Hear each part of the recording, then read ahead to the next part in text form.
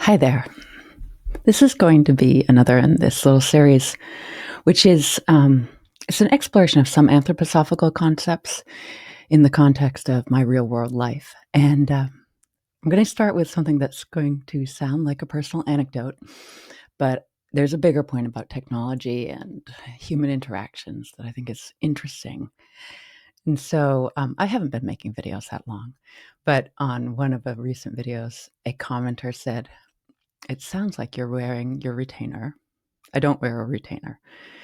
What's interesting about this is, uh, I was about 30 when I first realized I had a lisp, because the person who told me was actually, someone who was a friend, a PhD in linguistics, and someone who was very interested in language and how we form language, and it was a casual thing, and it's obviously not a big deal, but it reminded me of this thing that happens with technology, which is in my real life, when people have met me, they don't notice anything about my speech. And to the point where nobody mentioned it until I was around 30 in my entire life. My husband said he noticed it some years after we were married when I was talking to another person or he had heard my voice recorded. And so there's a reality about meeting people and in the real world where you actually encounter the full person and then meeting them online. And there's this, uh, the re- the thing that happens with technology is it emphasizes all of our flaws, because one of the things that we need to overcome in use of technology is it encourages our antipathy in a lot of ways. So in some ways, in the positive sense, it's a training in antipathy, and now training in overcoming antipathy, because of course I'm now using that word in the anthroposophical sense. So Steiner wrote a lot about these forces of sympathy and antipathy, and one one reason we have the force of antipathy, as I understand it, is it helps us actually form our individuality. Like, it helps incarnate the individual, but then we have to overcome it, because so when we feel antipathy for someone, what we're really feeling is otherness, like they are other, and and that is, on the one hand, part of being an individual. And on the other hand, it's this thing that we have to learn to recognize and overcome. So, or transform is a better way to put it. It's the transformation, because we still maintain our individuality. It just becomes possible to experience the other person in their beautiful uniqueness as well. This is one of the reasons I think study groups have to happen in person. And so I spent a long time essentially resisting using technology. I I'm skilled in technology. I have a professional background using technology. I know how to use technology, but I spent a long time resisting using it for anything personal or spiritual or with friends, until, of course, COVID happened. And then I really tried to resist it. And then I realized, oh, I'm meeting these incredible people online. So, for whatever karmic reason now, so many people are connected to other groups or other individuals who they're geographically very distant from. And yet we experience this. I meet people sometimes through the internet or through work, and I've never met them in person. And yet there's this very clear karmic connection that I can feel here, and I know they feel it too, or whatever they might call it. But it's it's a real thing, and we would not have met in the world before the internet, because it wasn't possible to even kind of gain a sense of a person unless you met them in person. Um, and so video has this funny quality where it gives you this impression that you're almost meeting the person, or that you are kind of meeting the person.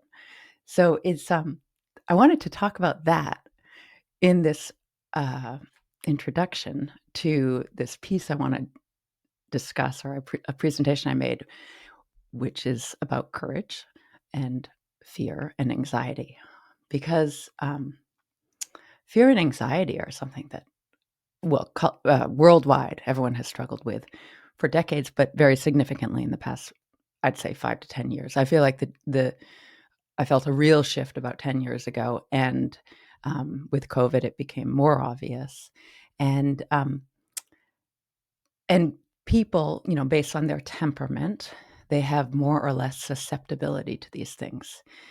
And I think I have limited susceptibility because of my temperament to the global fear, but I have very actually high anxiety on a personal level. So anthroposophical information about fear and anxiety is something I've long looked for, and I found some really good stuff this week that I wanted to share. So let's see. It's from this book. Let me show the book before I. So I started reading this series of books, which is it's actually it's 3 books, so it's going to be like 1,500 pages, but they're very easy to read because they're not stenographed. They are notes from lectures spanning nearly 20 years, 19 years. And they're called the Esoteric Lessons. So they were given to small groups of private students of Rudolf Steiner's. We don't want to be on slide 10. We want to be on slide 1. Okay, here we go. So courage, fear, and anxiety. And there's this connection to the future Jupiter. And I'll show a picture of the cosmological schema in a minute, because future Jupiter is almost inconceivably far away, and it's a spiritual state for human beings that's hard to imagine for most of us. So, but first I want to talk about one of the things that Steiner has entered public culture or general culture with in recent times is this famous quote about fear. And sometimes it's described as a verse. It was actually part of a lecture. There's a little bit of a controversy about the quote because it appears that what has been published was partially something from a lecture and partially something that the source is not exactly known. I also want to talk about temperaments and personality and neuroticism in this age of free-floating anxiety. So this is the quote, and it starts with, "We must eradicate from the soul all fear and terror about the future." And so that is such a strong statement, because rather than we must learn to manage our fears, or we must fight against our fears, or it's a strong statement which points to this thing that I'm starting to understand about the cognitive path. So what Steiner describes for people who are interested in this spiritual stream is the cognitive path of spiritual development. And the idea here is that through learning to think in a specific way, we are able to develop the etheric streams in such a way that we can then move the focus of our spiritual perception from our head down to our heart area. And that's what's called heart thinking. And because few people have have perception of this in a literal or objective sense, these are things we can only kind of start to imagine. But one of many of the exercises Steiner gives have to do with thinking practices. And so often there's this sense if I can learn to control my thinking, then I develop a type of spiritual power, and I mean that in the most neutral sense, that will allow me to do things like eradicate from my soul all fear and terror. And soul is the astral body where our thoughts exist, but also our feelings. So you can see that I've made this slide into 2 different colors. So the upper boxes of darker pink is the part that was definitely in a lecture from 1910, and then the lower part is the part that it's not clear exactly where the source is, though apparently it is in some books. I actually found it in this book, which is let me see, currently reading or just read by this wonderful priest named Bastien Bon, who's alive today. This is the quote in German. I will put this in the show notes if you want to actually look at it to compare. So, on the topic of fear and anxiety, the biblical verses that I've found most useful over and over and over again are Matthew 6:24 to 34. And this is the part that starts with, "No one can serve two masters." And it's interesting here because of the reference to mammon, because in a later slide, I'll come back to this idea of mammon. And it ends with, no thought, don't worry about tomorrow because tomorrow will take care of itself. Sufficient for today is today's worries. I chose the King James translation here, but there are many other translations that you could find that might be a little easier to understand. I have taken up recently as one of the practices that I need to read those verses or to think through those verses every day. I feel like just reading them provides us a level of strength. Okay, these are the Esoteric Lesson books, which I'm now going to share this information about the future Jupiter and this sense of fear. So, okay, this is a graphic I made the other day because, no matter how many times I read this cosmology, I still can sometimes forget about how big it is. And again, I'll post the actual graphic down below, but the important thing to know is that future Jupiter is a kind of inconceivable amount of time in the future. Right now, we live in the post-Atlantean era, and it's this color purple right out. Atlanteans in the center over the cross, and then there's the post-Atlantean era. And then after our era, the post-Atlantean era, as described by Steiner, encompasses about 15,000 years, with the incarnation of Christ right in the middle. And but after our era, there will be the sixth era and the seventh era, and these periods of time also incorporate different spiritual transformations of the human being. We still, as I understand, in the Earth sphere, we have some level of the physical incarnation the entire time, but we are moving away from the physical incarnation by the sixth Earth epoch, we could call it. And I want to clarify that's different from the sixth cultural epoch, which is called Philadelphia. And I'm going to be speaking about that more in a conversation with Rhonda next week. I don't know when it'll be published, though. But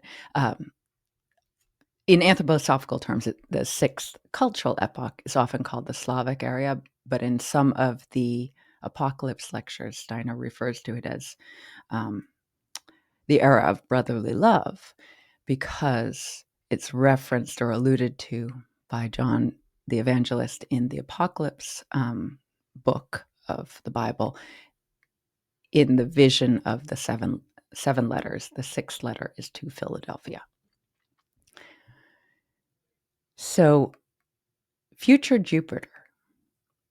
Let me start at the beginning. Old Saturn, we simply had the physical body, but it was only present in warmth. There was no material nature, but warmth is still a physical property.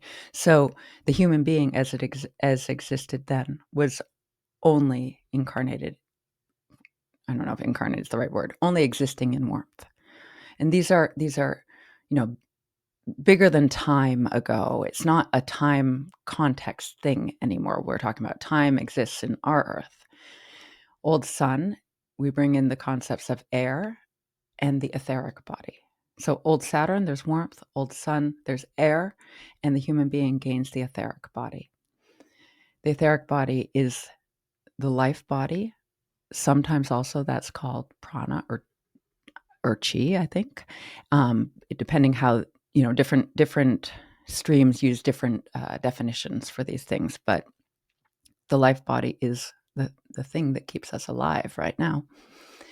And on Old Moon, the liquid forms came in and we gained astral bodies. So that's when we start to gain the very, very incipient stages of consciousness. Astral implies that there's a level of consciousness, which is why it's very clear that animals, which clearly have astral bodies, are conscious. And there's some, do plants have consciousness, or is their consciousness, as Steiner might say, is it not incarnated? It exists in the spiritual world. So then we come to the big circle in the center, and that's what we're calling present Earth. And within present Earth, there are 7 big epochs, which are called Polarian, Hyperborean, Lemurian, Atlantean, ours, which is the 5th, and then the 6th and the 7th. And so if you think about how big these Earth epochs are, ours happens to be described as 15,000 years, but I think the Atlantean was many, many, many more. And when we go to the Lemurian, we're talking about something that is probably outside of time, or in a different time consciousness. My understanding from Steiner's Genesis lectures is that the Genesis story, the very, very first parts of it, start in the Lemurian phase. And so you see Lemuria ended with fire. Atlantean era ended with the Great Flood. And then our epoch begins with the Great Flood and will end with what is called the War of All Against All. And so all of these, this sevenfold system also has this microcosmic, macrocosmic aspect where everything is rhyming and having rhythms with things that happened before and things that will happen in the future. So when you look at our present Earth sphere, you have the Polarian epoch in the beginning, and that is a recapitulation of old Saturn. And then the Hyperborean is a recapitulation of old Sun, and the Lemurian is a recapitulation of old Moon. And then the Atlantean is what is described as the first, proper Earth epoch. And so now we are in this 5th great epoch, and this is where the language gets confusing. We're also in the 5th cultural epoch. So it can be, as you're talking about these things, it can be tricky to remember, am I talking about cultural epochs or big epochs or these Earth spheres, the big spheres, the planetary epochs. So now that was all to prepare to say, and then you look on the right-hand side of the screen and you see this purple sphere, which is labeled future Jupiter. That's how far away we're talking about. So in future Jupiter, the human being has attained the consciousness that now angels have. And so now I'm going to move on to this idea about courage and fear.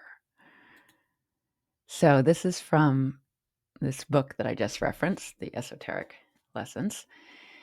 And I just thought it was fascinating. So in it, I'm going to read from the center.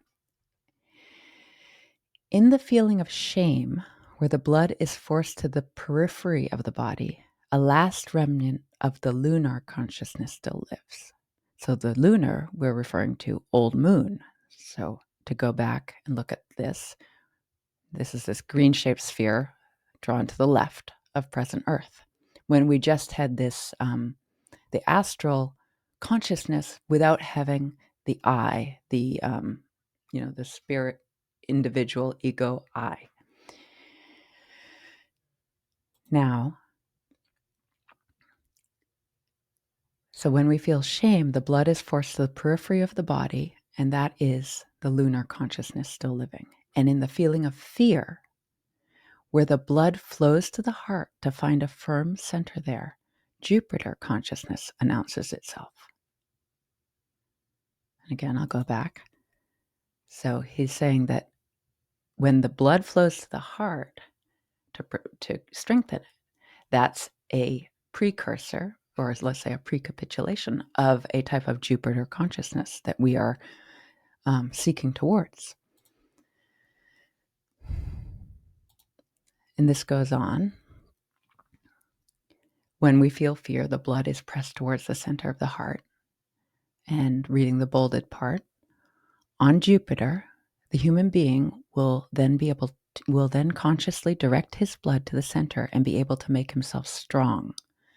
However, what is unnatural and harmful about this today is the feeling of fear associated with this blood flow.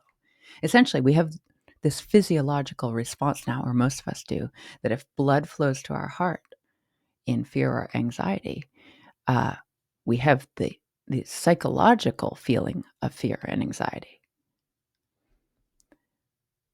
And in a couple pages later in the lecture, Steiner describes, so we can experience this in a certain sense if we breathe in and hold our breath. That is a feeling akin to the moon consciousness. And if we breathe out and hold our breath out of our body, that is a feeling akin to the Jupiter consciousness. And so this spoke to me a lot because from maybe my early 20s, I've at times had what I identified as an anxiety response that included not being able to get enough breath. And so when I read that, I was like, oh, this is making sense to me. This is explaining something to me that I've been looking for a long time. Some more thoughts about this. So going back to can't serve both God and mammon. This, as Steiner describes, there are the 7 archangels who have a sort of regency over periods of time that are approximately 300 to 400 years in time. And the archangel that is now the region of our time, the zeitgeist, is Michael. And it's pronounced that way in order to make it rhyme with the rest, and also to refer to the El, which is the indication of the God nature, Michael, or the divine nature, or Raphael, and Nael, Zachariel, Samael, Raphael, Gabriel. So Michael, according to Steiner, in 1879 defeated Mammon, and the picture is this is the Mammon demonic forces are cast to earth, and this is also described in the Book of Revelation. And the Book of Revelation, of course, is this, it's like dream pictures, and they can be interpreted on this microcosmic and macrocosmic level. So like they perhaps happen in 1879, they also will probably happen in future Jupiter and future Venus and so these are like rhymes or processes that happen in a microcosmic, macrocosmic way or holographic way through time.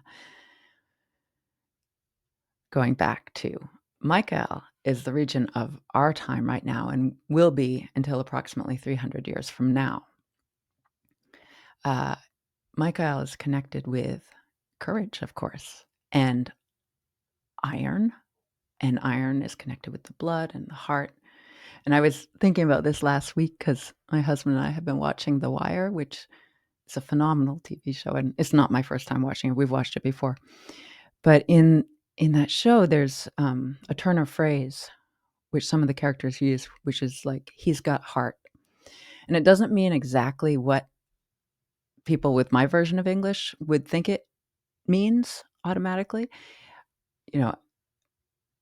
The way the English I grew up with, it would mean something like, oh, he's a sweet person. He's got a kind heart. But that's not what it means in the version of English used in The Wire by these characters. It means he has courage. He doesn't get afraid.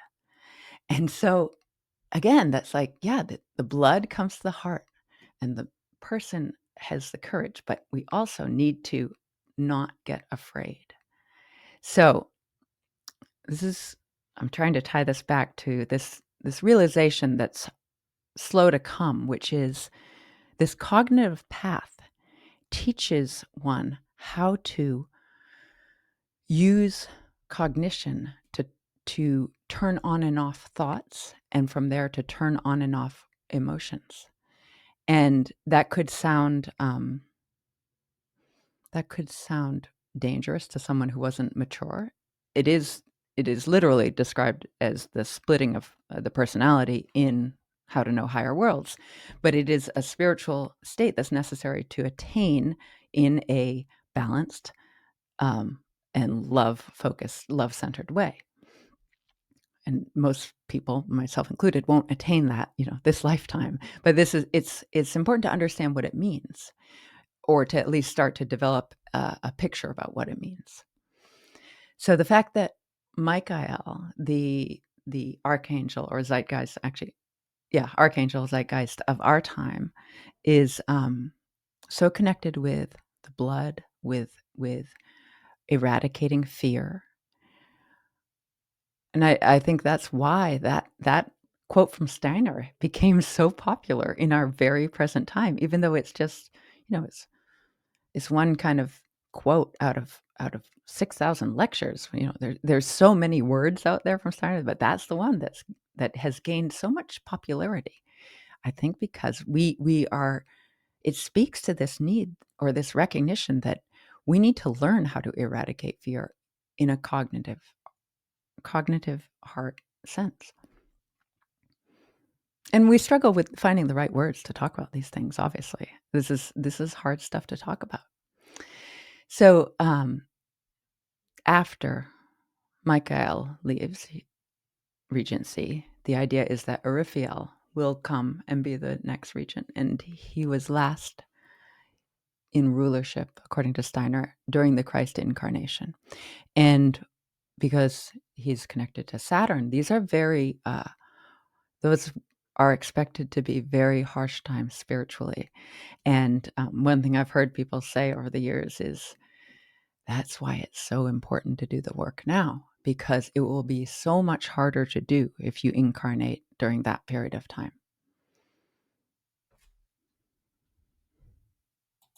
This was the exercise given in one of these esoteric lessons, which was just so brilliant to me. And I'm trying to do this now every day. Exercise for overcoming fear. In the morning, plan to carry out an action at a specific hour in the afternoon. Think it through into the details. Do this exercise for 4 to 8 weeks. It's so simple. But if you actually, or how I've approached it, is to say, okay, I have tasks that I need to do that I don't really want to do, or I have tasks that I have anxiety about doing in my work life. I will, in the morning, decide what that task is going to be, and I will set it for around 4 p.m.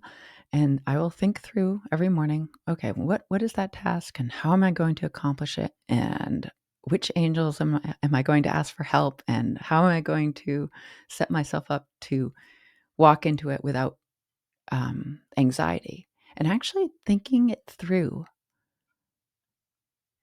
several hours, 4 to 8 hours, let's say 8 hours in this case, before doing it.